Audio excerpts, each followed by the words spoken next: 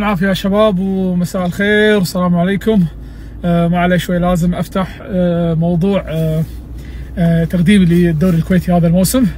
هذه اول واخر مرة راح يعني اتكلم عن هذا الشيء او ارد على اي تعليق سلبي او يميل الى الاستهزاء، لكن احس انه واجب لازم اقول، لان انا مقتنع تماما ومتاكد انه من بعد الله ثم انتم كان يعني مساعد ولا شيء من ناحيه خلينا نقول الظهور او الانتشار الاعلامي او في السوشيال ميديا، فلازم ابرر هذا الشيء. طبعا اول ما اعلنت الكل تداول المقطع اللي انا اعرفه، ما له داعي احد يذكرني عنه، لما قلت وانا لاعب ان الدوري الكويتي سيء وبلا بلا بلا. بس الكل ما لاحظ انه فيديو الاناونسمنت الاعلان ان انا مقدم الدوري الكويتي من اول شيء حطيته اللي هو التصريح، حطيت التغريدات اللي كنت اتكلم عنها، انا حاطه لكم خالص يعني. هذه النقطة الأولى. النقطة الثانية راح ارد طبعا على النقطة الأولى. النقطة الثانية فيديو الثاني اللي قلت الدوري الكويتي اقوى دوري بالعالم. يا جماعة في شيء بقاموس اللغة العربية اسمه دعابة.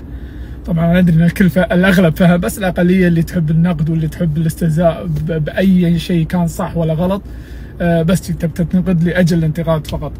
اقوى دوري بالعالم ليش؟ يعني عبالكم انا ما ادري ان الدوري الانجليزي والاسباني والايطالي وهذول اقوى دوريات بالعالم؟ والله العظيم ادري، بس قلنا اقوى دوري بالعالم ليش؟ روح شوف فيديو ليش؟ لان كل شهر راح تربح سياره، او يعني تكون مؤهل انك تربح سياره كل شهر، كل 30 يوم، كل اسبوع، كل 7 ايام تذكرتين كويت لندن، كل اسبوع ايفون 15، كل اسبوع $1000 كاش. فانت لما تتابع الدوري الانجليزي والاسباني ودوري ابطال اوروبا وكذا ما راح تربح هالاشياء، او ما راح تكون مؤهل انك تربح هذه الاشياء. فالدوري الكويتي اقوى دوري بالعالم ليوفر لك هذا الشيء، كل شهر سياره، واسبوعيا الجوائز اللي قلت لكم عنها. هذا المقصد. نعم تعمدت ان الهوك يكون مال الفيديو بدايه عشان يجذب المشاهد، بس على اساس انه يكمل ويتابع الاقليه هذيلا. طبعا انا اوجههم الرساله. زين، الحين نرد على انه ردود الناس. مساعد شنو؟ انت كنت تقول اسوء دوري، الحين احسن دوري. طبعا وضحنا ليش قلت احسن دوري، وهذا رقم 1. 2، في ناس تقول يعني تغير كلامك. اكيد بيتغير الكلام يا جماعه. التصريح ب 2016 قبل 8 سنوات واكثر من كذي كان يصير بالدوري، بس احنا اللاعبين نعرف.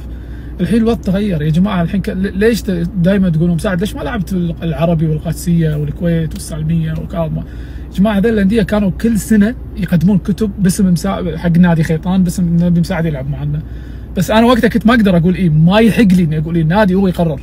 الحين الوضع اختلف. الحين لاعب عنده عقد بمبلغ مادي شهري كبير، بمده عقد تلزم النادي يحترم هذه المده ويحترم راتب اللاعب سنه سنتين. قبل ما عندنا هذا الشيء، قبل ملك عبوديه الوضع كان. هذا يعتبر اشياء من الاشياء الكبيره اللي تطورت بالدوري الكويتي، كبيره جدا. قبل اللاعب كان بالشهر ينزل له 200 ولا 300، وما ينزلها طبعا، ينزل كل سنه، ينزل مره، ومرات سنه ونص. يعني تخيل 200 ولا 300 دينار. تخيل شوف الاختلاف الكبير.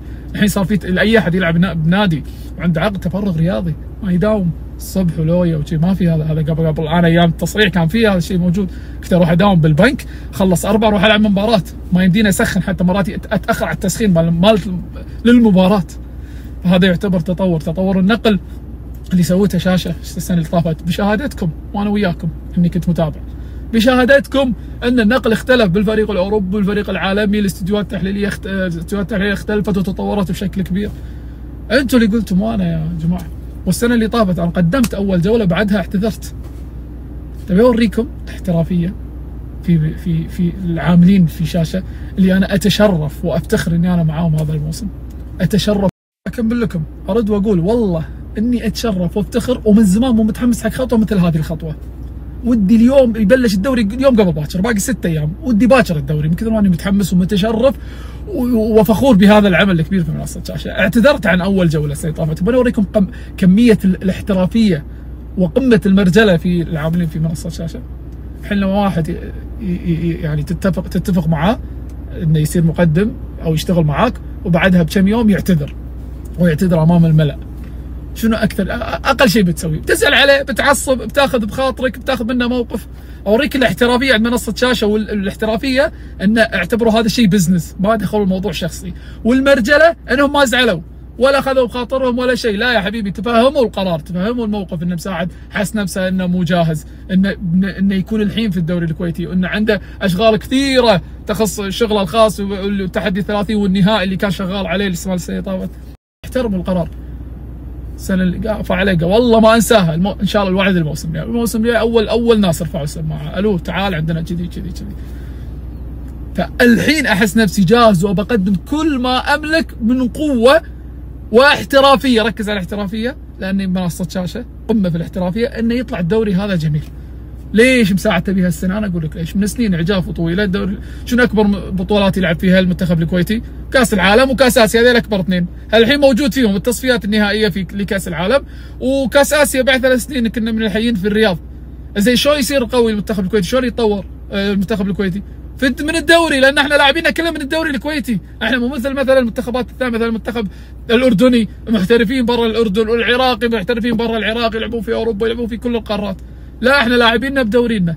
الدوري شلون يصير قوي؟ بالاحترافيه، بالشغل، بالعمل، بالجهد، بالسهر، بالتعب، كل هذا. اللاعب زي نكمل يلا مطولين كنا. اللاعب شلون بيتطور؟ شلون بيعطي؟ لما يشوف في احترافيه بالشغل طبعا عنده داخل النادي، وهذا شيء خارج عن ارادتنا، شيء ما له شغل، احنا ما لنا ايد فيه. وايضا احترافيه تغطيه اعلاميه بشكل مرعب وجميل خرافي سفاح. هذا اللي هو دورنا، هذا اللي احنا قاعد نسوي، نحسس اللاعب بالاحترافيه فيطور من مستواه، يطور من ادائه. ولما يطور من ادائه شنو يصير؟ يطور اداء الدوري الكويتي. ولما يتطور اداء الدوري الكويتي شو اللي يتطور بالنهايه؟ الهدف الاسمى المنتخب الكويتي اللي راح نروح نشجعه. لا يا يبا ايش فيك يبا، ما هم متاهلين تصفيات كاس العالم بس كذي راح يخسرون. انت قايل شيء جديد يعني. احنا ترى ندري ان كل المنتخبات اللي بتصفيات النهائيه في كاس العالم اقوى من المنتخب الكويتي. يبا اللاعبين نفسهم يدرون، بس هذا معناته نحط ايدنا على خدنا ونتحلطم. لا حبيبي، نشتغل ونتعب نتعب نتعب نتعب، نجهز نفسنا على الاقل بعد 3 سنين كاس اسيا يصير عندنا هدف ان نوصل للادوار الاقصائيه، دور الثمانيه ولا دور النصف النهائي. ليش لا؟ زين تعال يبا، ما تبي انت مو بعينك المنتخب زين يلا منصه شاشه، منصه شاشه. ما ودك مثلا مستقبلا بعد مثلا سنه سنتين 3 منصه كويتيه كويتيه تاخذ حقوق دوري عالمي، وهي قادره على ذلك، وانا متاكد انهم حاطين ببالهم هذا الشيء.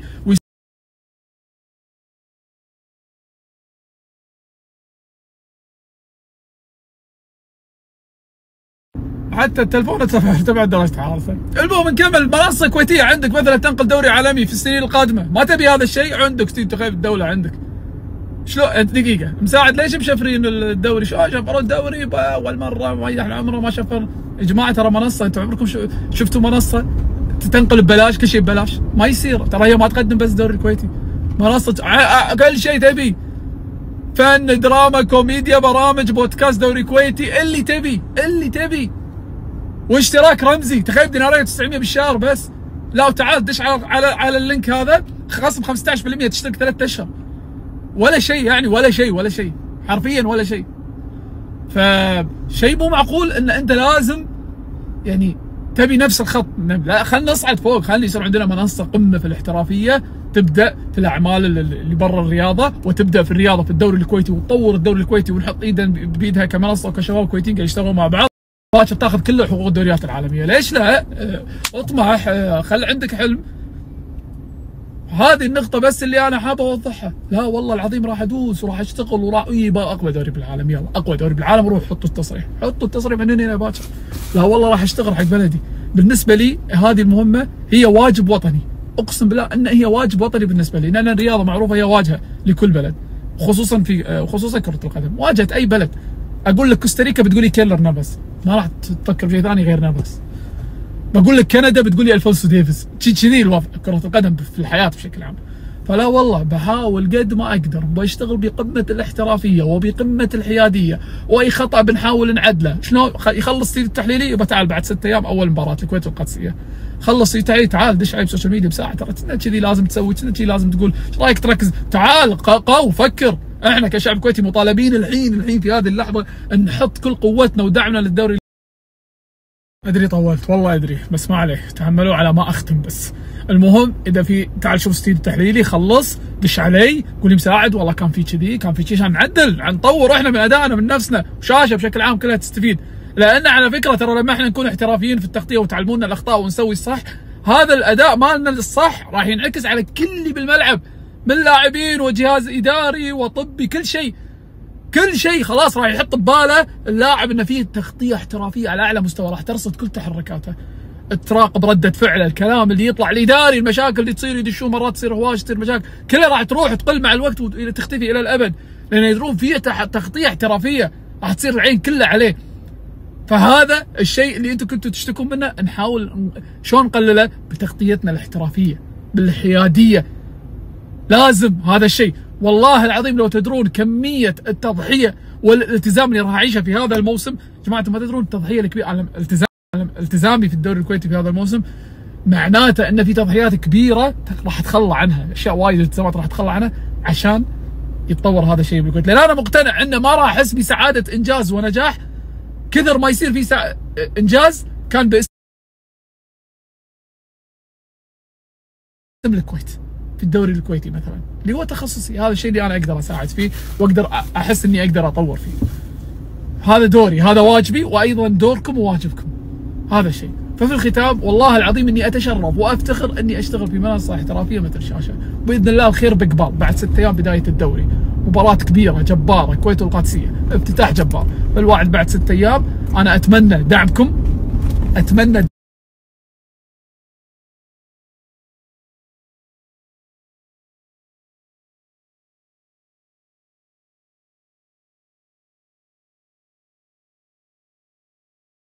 دعمكم، واتمنى ثقتكم بنفس الوقت بالقرار اللي خذيته وثقه باحترافيه تغطيه منصه شاشه. باذن الله بتشوفون الدوري الكويتي هالمره السنه هذه مختلفه تماما لاجل المنتخب الكويتي باذن الله.